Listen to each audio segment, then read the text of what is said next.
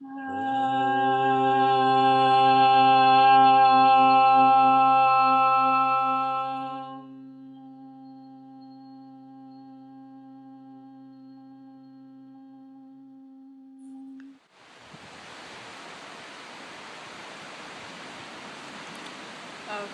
so let's all just close the eyes for a moment, draw the awareness inward, inhale deeply. And as you exhale, release all the interactions of the day. And as you inhale, breathe in the sweet peace of this precious present moment. Exhale and release anything that's not serving you. Breathing in a deeper and deeper sense of well-being here and now. And not postponing our well-being to any future conditions or eventualities, but claiming it with this very breath. Let's all drop into the Dantian, the energy center located a couple fingertips below the knee bone. Dropping into our reservoir of peace, the center of our body temple. And just take a moment to feel, bask, savor, and abide in that peaceful center. That peace which is ever present, always there, just waiting for us to tap into it. This is our golden moment to tap in ever more deeply to the sweet peace of our own true nature. And from the center of this peace, please inhale for Om.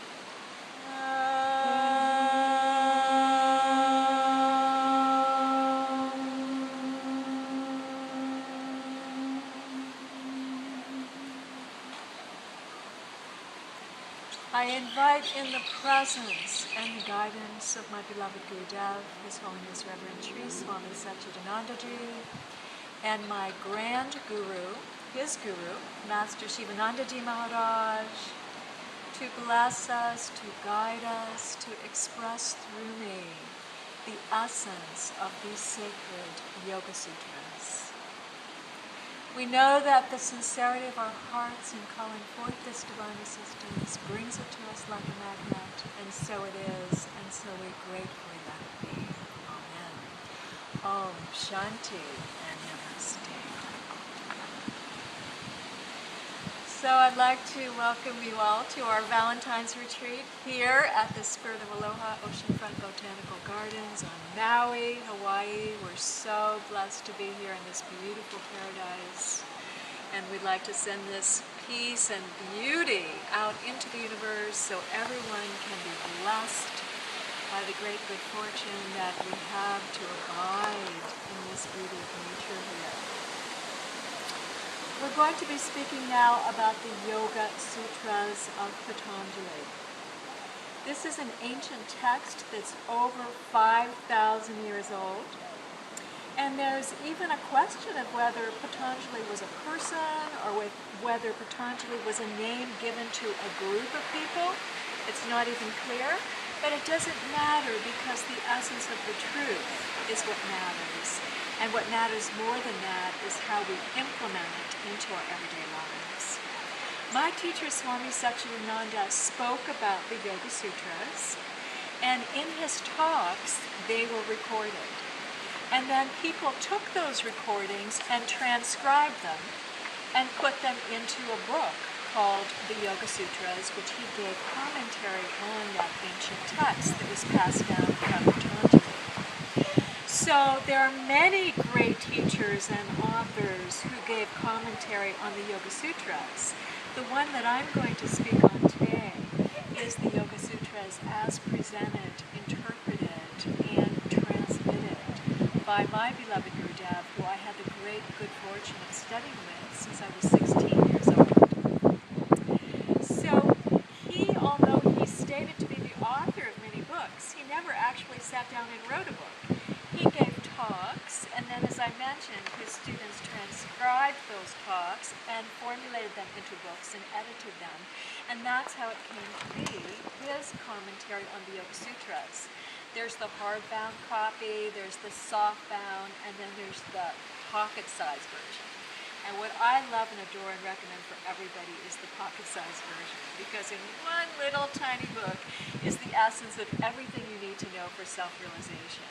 And if someone said to me, you're going to be stranded on a desert island for your whole rest of your life and you can only take one book, the one book I would take is the Yoga Sutras commentary by Swami Satchidananda. Why? Because in that book is the essence of everything we need to know to achieve, attain, realize, recognize the highest purpose of human life.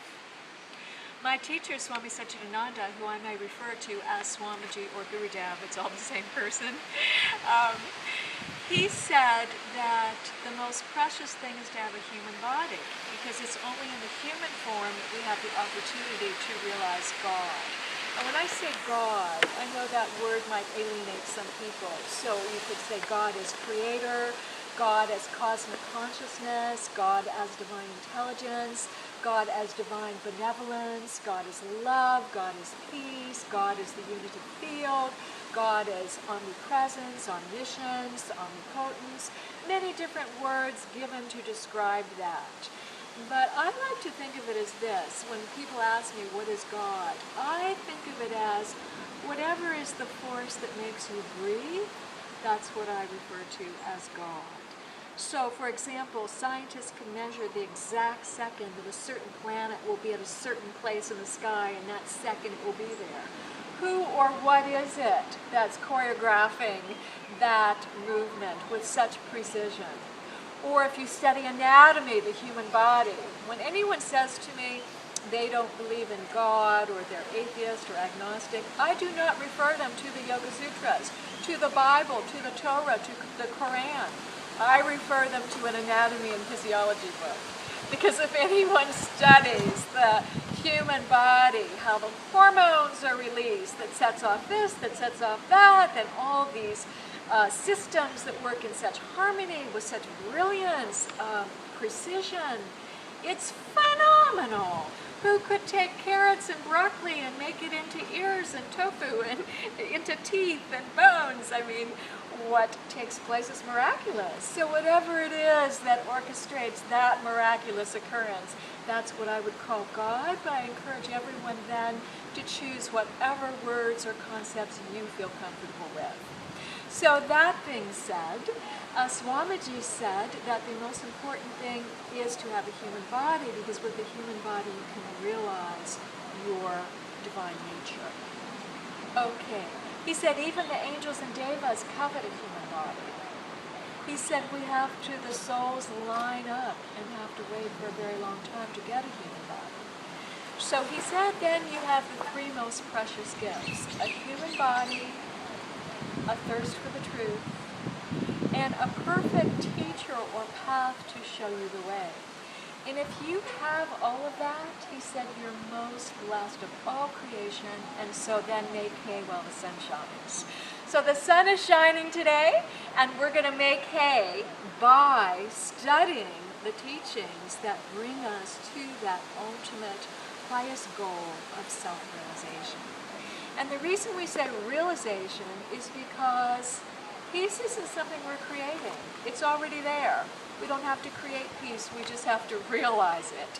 And how we realize it is by stilling, calming, quieting, emptying the mind. Because when the mind is calm and clean, it becomes a mirror to reflect the true self, which is our own peaceful nature.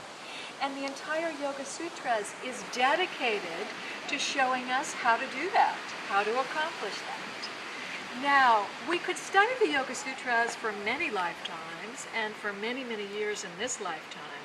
But what I'm going to do in the purpose of this sharing is give you the capsulized essence of it.